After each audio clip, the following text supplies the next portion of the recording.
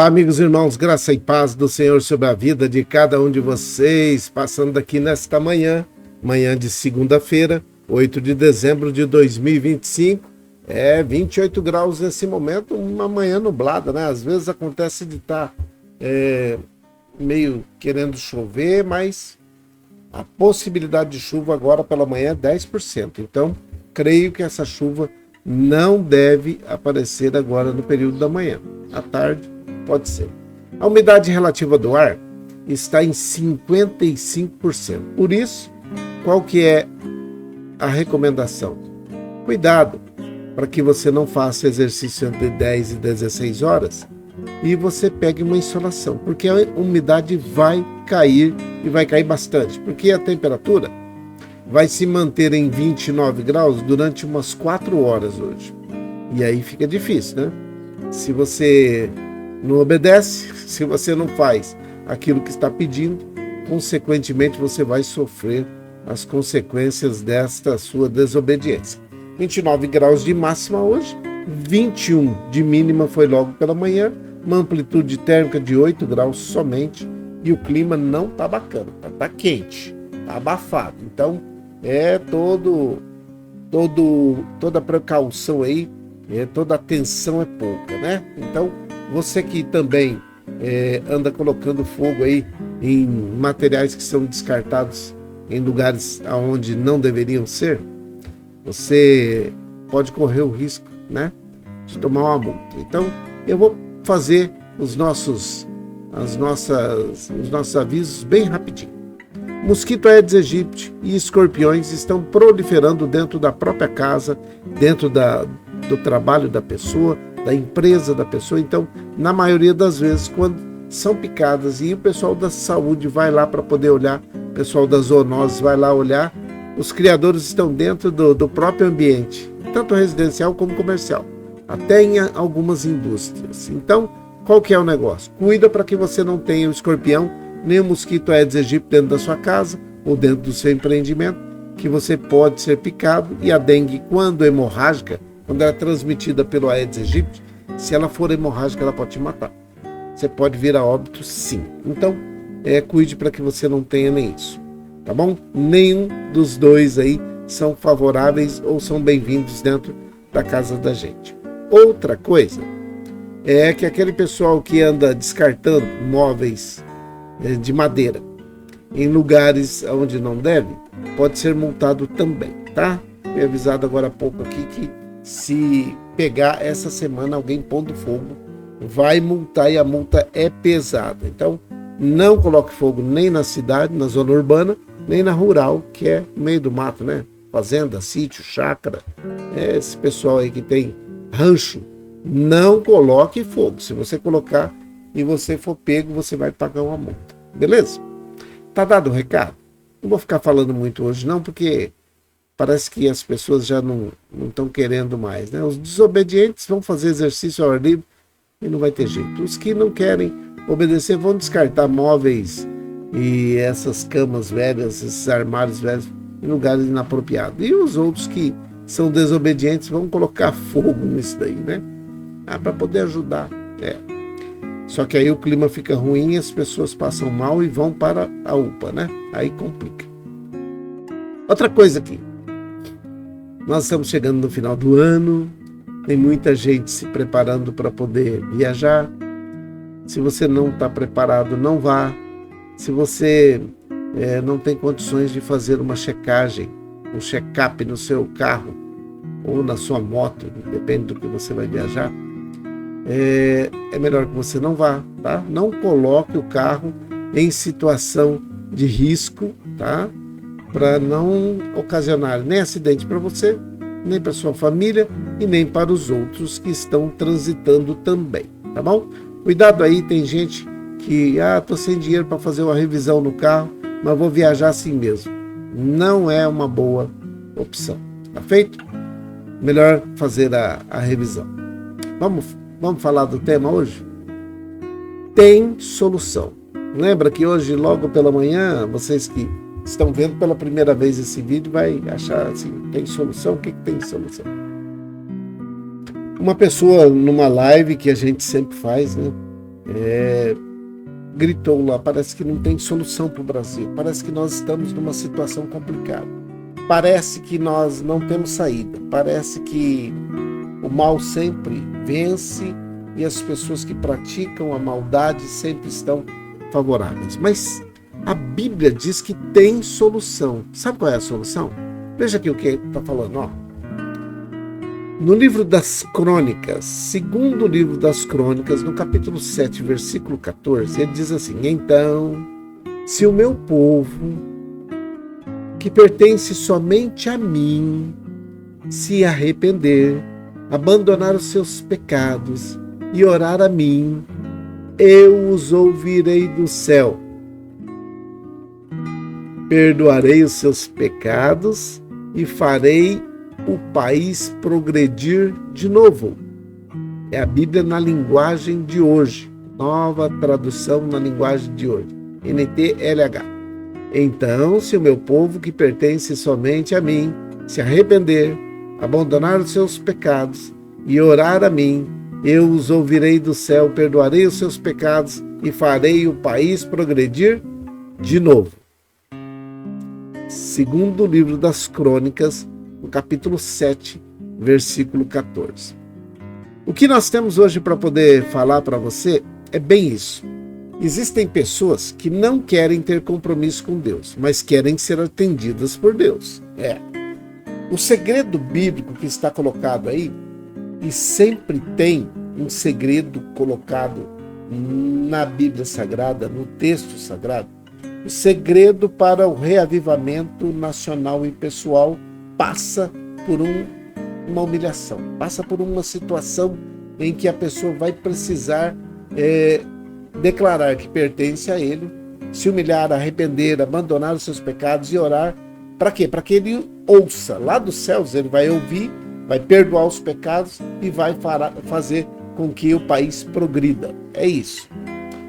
Nós estamos vivendo dias em que a crise social, moral e muito pior, a espiritual, está instalada. A nação está doente, as famílias estão fragmentadas, as igrejas muitas vezes estão frias, mas Deus, em sua infinita misericórdia, não deixou o seu povo sem resposta, não deixou. Então, esse versículo que está no livro do 2 das Crônicas, ele entrega uma fórmula divina para o verdadeiro avivamento, ou reavivamento. O versículo foi dito no dia da dedicação do Templo de Salomão. Mas é uma promessa eterna para todo o povo que carrega o nome de Deus. Aquele que fala que é um cristão, né? Hoje a igreja somos nós. O templo vivo do Espírito Santo somos nós. Na carta de Paulo aos Coríntios, a segunda carta de Paulo aos Coríntios, no capítulo 3, versículo 16, diz assim: mas o véu pode ser tirado, como dizem as Escrituras Sagradas. O véu de Moisés foi tirado quando ele se voltou para o Senhor. Portanto, essa promessa é para nós hoje, agora. Mas tem algumas requisições, alguns requisitos. Existem 4 condições que o povo de Deus precisa cumprir para que isso se instale no Brasil. A primeira coisa é se humilhar diante de Deus. Isaías 57:15. Olha lá. O alto e sublime que habita na eternidade e cujo nome é santo, diz: eu vivo no alto e santo lugar, mas estou também com os humildes e os que têm coração quebrantado, para dar nova vida aos humildes e aos quebrantados de coração. A humildade é reconhecer que sem Deus nada podemos fazer. O orgulho foi o pecado de Lúcifer, né? O orgulho foi o pecado que o diabo cometeu. E é o maior impedimento para o avivamento, é o orgulho. A segunda coisa, orar e buscar a face do Senhor. Jeremias, no capítulo 29, versículo 13, diz assim: vocês me buscarão e me acharão quando me buscarem de todo o coração. Não é qualquer oração. Não é uma oraçãozinha daquela en passant, né? Aquela que é rapidinho. Aquele negócio, muito obrigado pela comida, muito obrigado. Não. É uma oração fervorosa, persistente. Uma oração com fome da presença e da justiça de Deus. Não apenas das bênçãos. Porque eu mesmo tenho visto pessoas que não querem aqui a live, que demora 15, 20 minutos, mas querem uma oração de 1 minuto e meio, 2 minutos. Passando de 2 minutos, mesmo que seja oração, ela não quer. Então, buscar de todo o coração é investir tempo, é deixar de fazer algumas coisas para poder falar com Deus. Então, humilhar diante de Deus, orar e buscar a face do Senhor, essas são as duas primeiras. Converter-se dos seus maus caminhos. Olha lá. Humilhar, orar, buscar a face do Senhor e converter dos maus caminhos. Arrependam-se, pois, é o que diz em Atos, no capítulo 3, versículo 19, né? Atos 3, 19, Arrependam-se, pois, e voltem-se para Deus, para que os seus pecados sejam cancelados, sejam perdoados. Arrependimento não é apenas sentir tristeza. Tem gente que acha, triste, estou arrependido. Não. É uma mudança radical de direção. Sem santidade, ninguém verá o Senhor. Hebreus, no capítulo 12, versículo 14, diz isso. Sem santidade seguir a paz com todos e a santificação, sem a qual ninguém verá o Senhor. Não vai ver, não vai chegar perto. Então, essas 4 condições que o povo precisa cumprir: humilhar, orar, buscar e se converter. Precisa fazer isso. Senão, não tem atendimento daquilo que estão buscando que o Senhor faça no Brasil. Quer ver uma coisa? Tem mais 2 tópicos. Eu tinha 5 tópicos para colocar. Eu tenho 3 tópicos. Eu vou falar uma coisa aqui para você. Muito dificilmente a pessoa vai continuar ouvindo até o final. O segundo tópico que diz que fala assim, as 3 promessas gloriosas de quando o povo se humilha diante de Deus. Tem 3 promessas gloriosas de Deus para quando o povo se humilha diante dele. A primeira, eu ouvirei dos céus. Olha só. Deus vai ouvir. Você se humilhou? Se arrependeu? Se converteu? Buscou? Está aqui. Salmo 34, versículo 17, diz assim, os justos clamam, o Senhor os ouve e os livra de todas as suas tribulações. Olha aí. Justo clamando, o Senhor ouvindo e livrando de todas as suas tribulações. Deus nunca está surdo ao clamor do seu povo que está arrependido. E ainda tem mais, ele inclina os ouvidos dos céus para ouvir o clamor daquele que está clamando, do justo que está clamando. Essa é a primeira coisa, eu ouvirei do céu, é a promessa. A segunda coisa, perdoarei os seus pecados. 1 João, no capítulo 1, versículo 9, diz assim, se confessarmos os nossos pecados, ele é fiel e justo para nos perdoar os pecados e nos purificar de toda injustiça. O perdão remove a maior barreira entre nós e Deus. O pecado. O perdão remove a barreira que existe entre nós e Deus. É o pecado. Então, você clama, ele busca, se você confessa, você busca e você vai ser perdoado dos seus pecados. Se você confessa, ele é fiel para perdoar os seus pecados. A terceira promessa aí, sararei a sua terra. Agora complicou. Por quê? E às vezes as pessoas ficam falando, mas por que Deus não faz? Porque está lá em cima, vai lá e olha. Não existe uma cura para a terra se não começar pelas 4 coisas que estão sendo requisitadas lá em cima. Quando Isaías, no capítulo 58, versículo 12, diz assim, em cima dos alicerces antigos, Vocês reconstruirão cidades que tinham sido arrasadas, assoladas. Vocês serão conhecidos como um povo que levantou muralhas de novo, que construiu novamente casas que tinham caído. Deus promete cura espiritual, presta atenção, cura espiritual, cura moral, cura familiar e até nacional, quando o povo obedece. Se o povo que se chama pelo seu nome não obedece, Deus não tem cura para essa situação.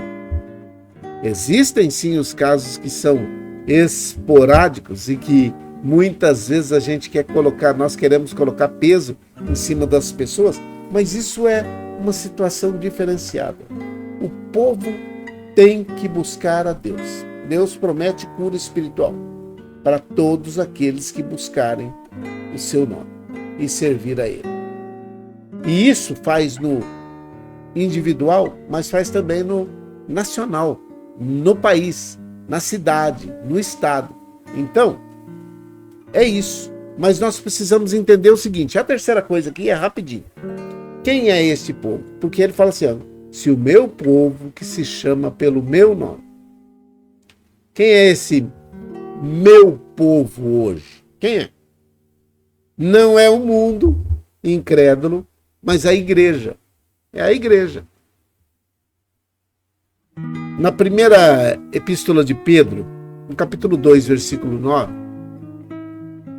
está dizendo assim, mas vocês são raça escolhida, raça eleita, sacerdote real, nação completamente dedicada a Deus, santa, o povo que pertence a Ele. É responsabilidade nossa buscar o avivamento que começa dentro da igreja, dentro de nós, dentro de cada um de nós, daqueles que se dizem filhos dele. Se o meu povo, que se chama pelo meu nome, se humilhar, aí você começa a ver. Assim, então não é o mundo incrédulo, mas a igreja. E não adianta ficar esperando que seja um homem, tá? Outra coisa, somos chamados pelo nome de pequenos cristos ou de cristãos, a partir do momento em que a gente vê que as nossas atitudes, a nossa fala, tem relevância. Lá em Antioquia, foram os discípulos chamados pela primeira vez de cristãos. E hoje, infelizmente, as pessoas se dizem cristãos e estão agindo totalmente diferente daquilo que ele mandou que agisse. Se carregamos o nome de cristãos, nós carregamos a responsabilidade de viver como ele viveu. Simples assim. Se você carrega o nome de cristão, você precisa carregar também a responsabilidade de viver como ele viveu. E a terceira coisa. Terceiro, a promessa é para hoje. Tá? A promessa é para hoje. O templo agora somos nós, cada um de nós. 1 Coríntios, no capítulo 3, versículo 16, diz: vocês não sabem que são o templo do Deus vivo e que agora o Espírito de Deus vive em vocês? É uma pergunta. Vocês não sabem disso? O Espírito Santo habita na igreja, mas antes ele habita em nós. E a igreja, ela é um ajuntamento de pessoas que tem como morador dentro deles o Espírito Santo de Deus. E é isso que a Bíblia está falando aí no capítulo 3, versículo 16 da primeira carta aos Coríntios. Vocês não sabem que vocês são o templo do Espírito Santo? E que o Espírito de Deus habita em vocês? Vocês não sabem disso, não? O Espírito Santo habita na igreja, é verdade. Mas depois que cada um de nós temos ele habitando dentro de nós. E quando nos reunimos, aí vira festa. Quando a igreja se humilha, o Espírito Santo se move poderosamente. Presta atenção que eu já estou terminando. Eu estou terminando. O Brasil não precisa de mais políticos salvadores. Sabe aquele negócio? Vamos eleger, vamos... Não precisa. Ele precisa de uma igreja forte que esteja de joelhos. Enquanto nós não estivermos fortes dentro de nós e dentro da nossa igreja, dentro do local onde nos reunimos para orar ao Senhor, enquanto não estivermos assim e deixarmos de apontar o dedo ou o erro dos outros, nós só postergamos, adiamos a movimentação de Deus, o agir de Deus no Brasil. O Brasil só será curado quando nos humilharmos. É isso. A igreja não será avivada enquanto culparmos o diabo e o governo. Não vai. A igreja só será avivada quando nós, membros da igreja, nos colocarmos diante do Senhor e confessarmos: Senhor, o problema sou eu. O problema começa em mim. Hoje Deus está perguntando para mim e para você: você está disposto a ser a resposta de 2 Crônicas 7,14? Se o meu povo, aí começa com você, começa comigo. É isso. Que o Senhor nos use como instrumentos de um grande avivamento e que haja mudança, purificação, transformação, muita coisa agindo no Brasil através das nossas vidas, através da vida de cada um de nós. Por isso, continua a situação.